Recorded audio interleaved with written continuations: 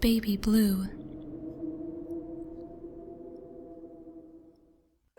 Baby Blue is a widely known sleepover game that involves a ritual that is said to summon a vengeful spirit. I remember hearing classmates talk about it when I was a child. They told the story of Daisy Blue and her baby before explaining the ritual. The story went as such. Many years ago, there was a woman named Daisy Blue. She fell in love and married a handsome young man.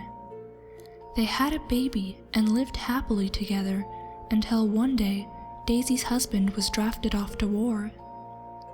Daisy loved her baby and tried to be a good mother, but her husband's absence took a toll on her. She began neglecting the child, and he would cry non-stop. Daisy began to get more and more unstable until one day she received the news that her husband had been killed in the war. Caught up in grief, Daisy finally lost her mind.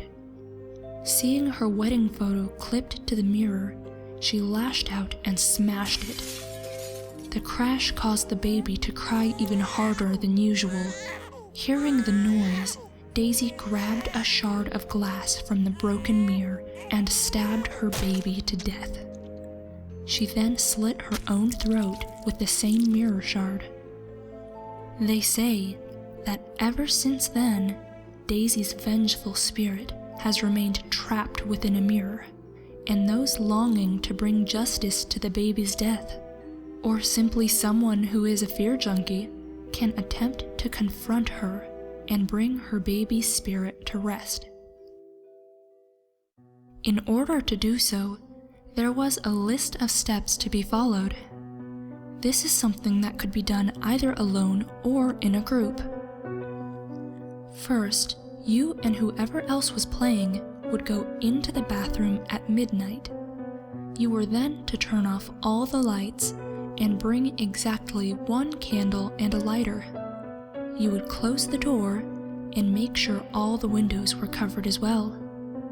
Then, you would begin running the hot water in the sink or the bathtub and light the candle.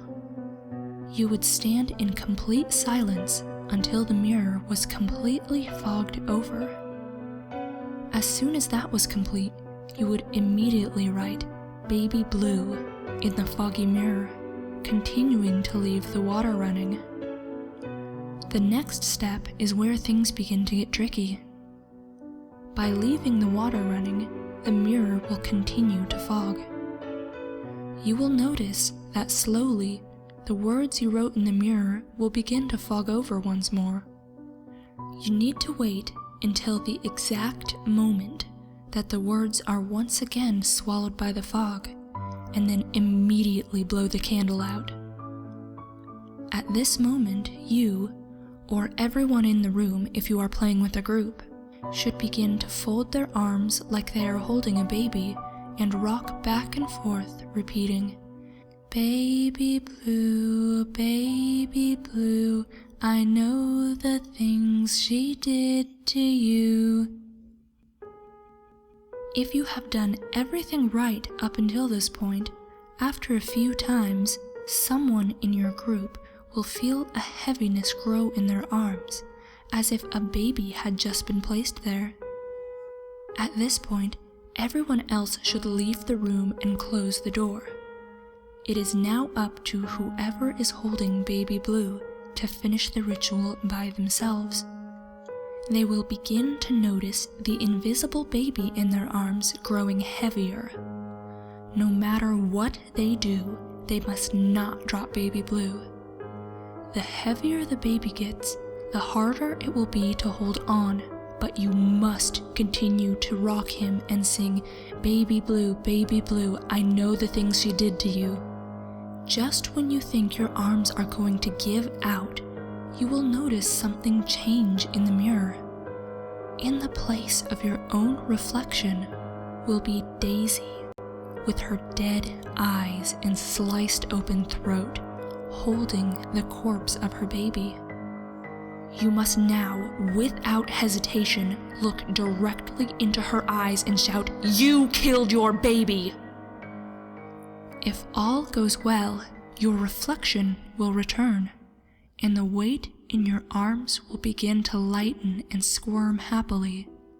A baby's giggles will be heard echoing throughout the bathroom before finally the weight will vanish altogether. It is said that by doing so, you will have eased the baby's restless spirit, and for your selfless deed, you will be blessed with many years of good luck. However, doing all of this correctly is far easier said than done. You see, it is said that when Daisy's reflection appears, she will begin to scream. She will scream so loud that your immediate reaction will be to cover your ears, thus dropping Baby Blue. Upon doing so, she will shatter the mirror and come for you with a mirror shard. You will not be able to escape because something incredibly heavy and invisible on the ground will grab your ankles. Your friends will be able to hear your screams from the other side of the door, but it will have locked itself, and when it finally opens, they will find your corpse.